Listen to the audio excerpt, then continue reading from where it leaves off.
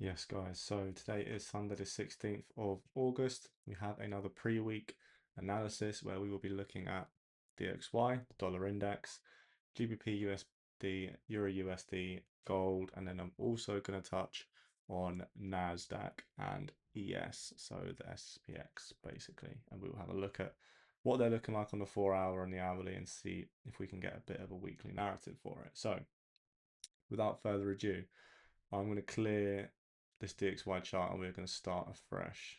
So DXY on the 4-hourly has been an interesting spot relatively for a while. And in that, we've been ranging, okay, evidently. And we had two key points that we could be ranging between. So we had this bearish fair value gap. Just mark that out there as a blue zone. There we go.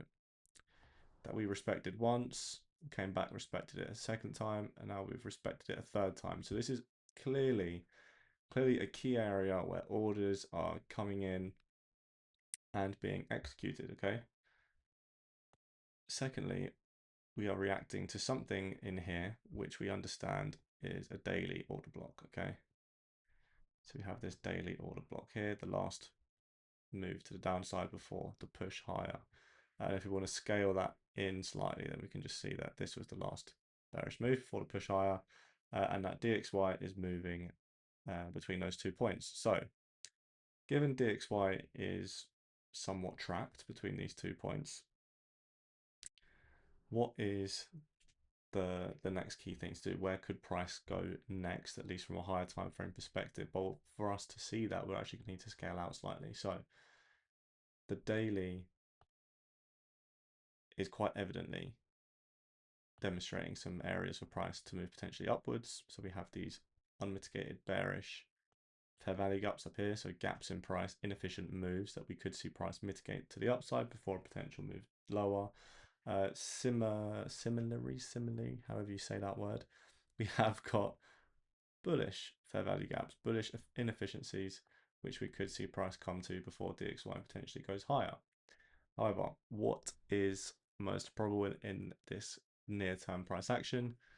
Well, I wouldn't want to necessarily put a guarantee on anything. I would simply be looking at an if-then kind of statement approach. So if we break lower and close lower on the daily, then we could expect a move like this. Okay, and on the 4-hour, it looks like we could be getting this soon, given that we've closed very bullish, very bearish into this zone again, and then closing on Friday, we're closing quite bearish. So this coming into market open this evening, if we're just thinking what we could expect a gap lower, given how aggressive we were closing on the Friday. So we could expect a gap lower, and then potentially get a continued sell-off, given that the move into this range was very bearish. Okay, so the move coming into this range was very bearish. We have stalled at this level. Potentially we could see a move lower. However, if we don't get this, if this zone does get respected like it did here, here, and here, and here, then we could see it come up into the upper region of the range, potentially see hesitation again, and then if we do get a close through, then we understand that our next zone for price to be kind of targeting is going to be these inefficiencies above. So that is as simple as I want to leave it on DXY for the moment in terms of higher time frame narrative. In regards to the mid and lower time frames on the hourly, clearly we were selling off very, very aggressively. Okay, we had all this low resistance liquidity that was being taken out. Sell side did get absorbed quite aggressively in here as we came into the lower half of the range. So we do have some bearish fair value gaps to basically trade away from, which could provide us with opportunity coming into the kind of Monday, Tuesday, if we do continue bearish on DXY. So therefore, if we're trading the negatively correlated pairs such as EURUSD, then we'd be looking to basically short towards these areas or long away from them. Okay, that is all I would kind of say on that piece. If we are thinking about what we could get at this region as well on an hourly perspective, we want to get a clean reversal pattern, then we'd want to see a new low printed, followed by displacement to the upside to confirm bullish intent. Okay, so that would look something like this. So we run on these lows, maybe we get kind of a displacement to the downside, followed by instant expansion to the upside, which would kind of align with, you know, a typical AMD model, where we get that break of structure, which gives us confidence in the buyers, the kind of the DXY bulls basically stepping in, so that we can then trade higher. Okay. Now, what does this all look like on EURUSD? So again, I will start on a fresh chart. Zoomed right out, that's fine. So EURUSD, if we look all the way to the left, it's been filling this inefficiency, or we actually filled it on Friday the 7th. So we filled this point of interest being this fair value gap, and now we've come into the extreme supply being this kind of order block up here, okay, which we're holding at the moment. However, we are stepping down on the higher time frame, as you can see. Price has been stepping down. We accumulated, and then we have basically risen to this area of extreme supply where we have now stalled again, and we could see a reaction. Okay, could is the key word there. So now we are essentially in a region that we could see a push to the downside. However, how probable is that? In terms of the hourly structure, we are still very bullish, okay? So we are remaining to be on the side of taking longs, given that structure has not yet shifted in that direction to demonstrate that price is really ready to align with a potential higher time frame sell side narrative. So if we are going to look at sell side narratives potentially coming in place, where are our high probability lows, or our highly relevant lows? It's going to be here. Okay, so we have a strong low right here, and the reason for that is that it was the last low. Clearly can't type. The last low that made the most recent high. So if I just mark these out, we can say we had higher high, higher low, higher high. Then this is NFP candle right here, okay? And we actually traded in NFP candle for most of last week, okay? We did get a sweep on Thursday right here of that data low, creating a low in here, but then we did print a higher high. So this is now our strong low, which is our confirmation, if this breaks, that essentially EURUSD is now aligning with higher time frame narrative to potentially go short from this region.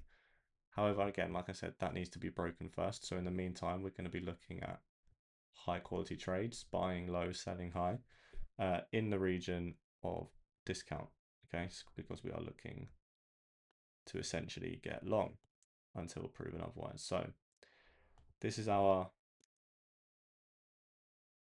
intermediate market structure shift, and in there we therefore have this point of interest. And if we want to scale that down, because obviously a lot of this move is actually in here, we do have inefficiencies right here before the last move lower, okay? So I would be marking this out as a zone of interest to potentially take longs from on the hourly side at least, whilst I'd be scaling down to the 15 and the 5 minutes, take my positions. But this is going to be where my highest quality trades are, and where I could potentially catch the highest risk to reward positions, okay? So-called sniper entries is what they say. So this is going to be my key point of interest. However, I'm going to continue looking to long towards previous week high if I get the opportunity. So for example, if we end up holding this fair value gap, then I might take a evaluation trade to essentially trade towards this high, okay? Because we are still in alignment with the current trend, albeit we understand we are not trading at a hourly discount. We would be trading at a 15-minute discount, okay? And potentially sweeping internal range liquidity at the same time. Okay, so this could still be a relevant play. It just wouldn't have that that really nice confluence of being in the hourly discount.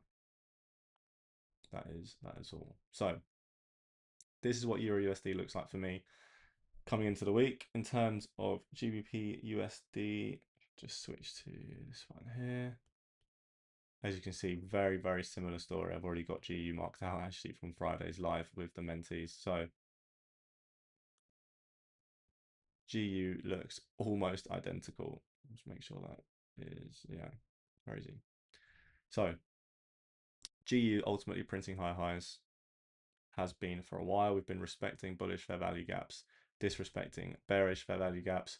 We did run on these 4-hour highs recently. So that's the question. Do we get a reversal from here? We're going to wait for confirmation. But until then, we do have hourly alignment to continue looking for longs. Okay. And I've already got that marked out here for you. You can see this is the kind of extreme demand that we're going to wait for price to potentially come to for our highest quality positions. But until then, we do have bullish fair value gaps, which we could look to trade out of in the meantime. Okay. And again, we have our key draw being previous week high here as well, that we could see a sweep of previous week high. This would align with higher time frame, just mentioning, because you sweep of the higher previous week high and then a push lower potentially. Okay, so it would be a open high, low close kind of weekly candle is what we'd be potentially looking at. And just for, and this looks relatively messy, but just for kind of awareness, this is the order block or the extreme supply that I have marked out. This is the sweep inside that region. It would just be interesting to see how this next candle prints. Do we get a run of previous week high and then a wick close maybe on Monday for Tuesday or Wednesday to then run on lower, maybe targeting some of these inefficiencies to the downside here. Okay, bit of a more higher time frame play, but interesting nonetheless. Okay, so as you can see, to the downside, if we do go short, we've got some really nice areas of interest to basically trade towards. Okay, which is what we always want to be doing, at least trading towards key areas and out of them at the same time. So very clear on euro and GBPUSD.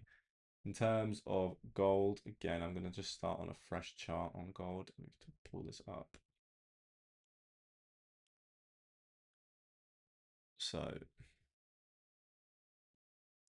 gold has been rallying quite aggressively. I'd marked out this region a few weeks back, basically saying that we had stalled in price here, and it's going to be key to see what happens in terms of if DXY starts to lose strength. Could we see gold basically price in more aggressively to the upside as potential tensions increase, and basically has the value of gold come to reality in terms of how much it's squeezed in recent kind of weeks and months. And just for reference, you can see how parabolic gold went in here. And now we had that pullback, that kind of rebalance on gold, which is kind of crazy.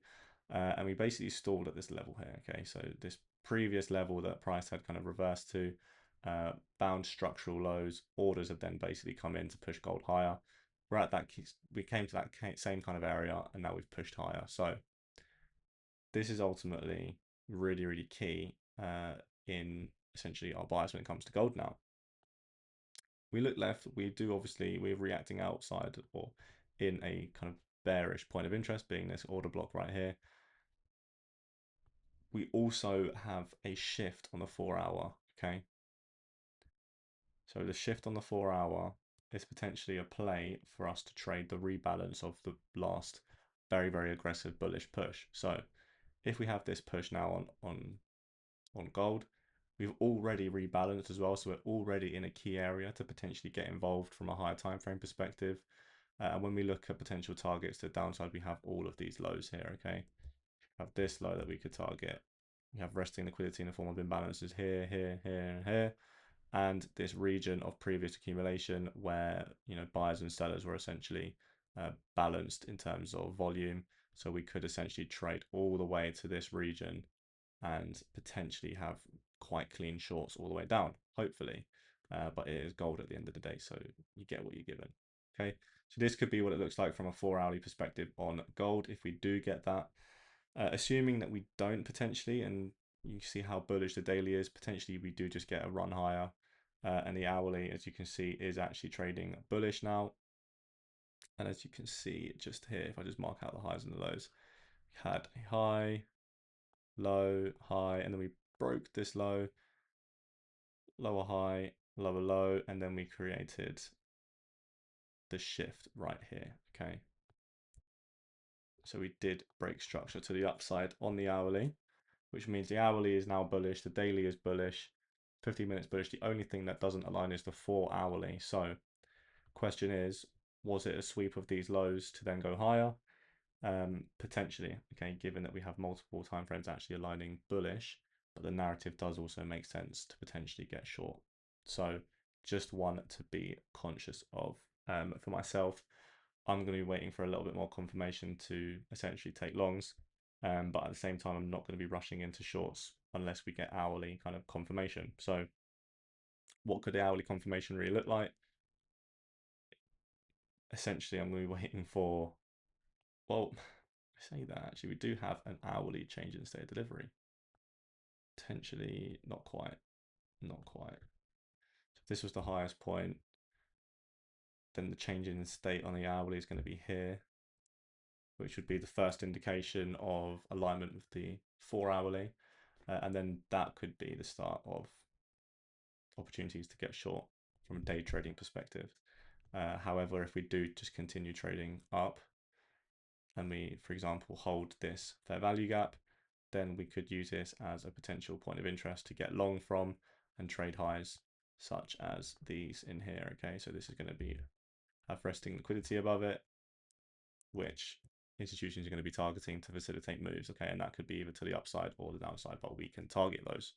So that is a potential opportunity as well to get long. Either way, gold is in a very interesting position. So I will leave that there as well. Finally, I'll just touch on NAS. I won't go to SPX because it's been quite a long one already. So 4 hourly, are we at all-time highs? Not quite, but we are on our way there. That's the key part. So very, very simply, NAS is respecting bullish fair value gaps, disrespecting bearish fair value gaps. We are breaking structure to the upside consistently on the higher time frame. So I would only want to be kind of aligning with bullish positions in reality. As you can see, we are respecting this price action. So in terms of key draws on liquidity, I'm going to be targeting previous week high. We've already got a run of these internal lows as well. So already we're in quite a nice area. So we've already taken out these lows. Potential shift on the 15-minute, not quite. We could see maybe a run lower. We could see a run lower into this region, potentially a full rebalance, and then quite a nice shift potentially. That would obviously align with the bullish narrative. If we are going to shift lower and we're looking at where are our kind of key levels in the market or our key structural points, these are going to be our next. So this will be our next strong hourly low, which I would then be waiting to see if that, well, I wouldn't be waiting, but if that does get taken out, then we have confirmation that the hourly is now shifted bearish, okay? So I'll just mark out the most recent high, and there we are. Could be really nice to see this come quite deep into the swing as well, because then we'd be right in the discount.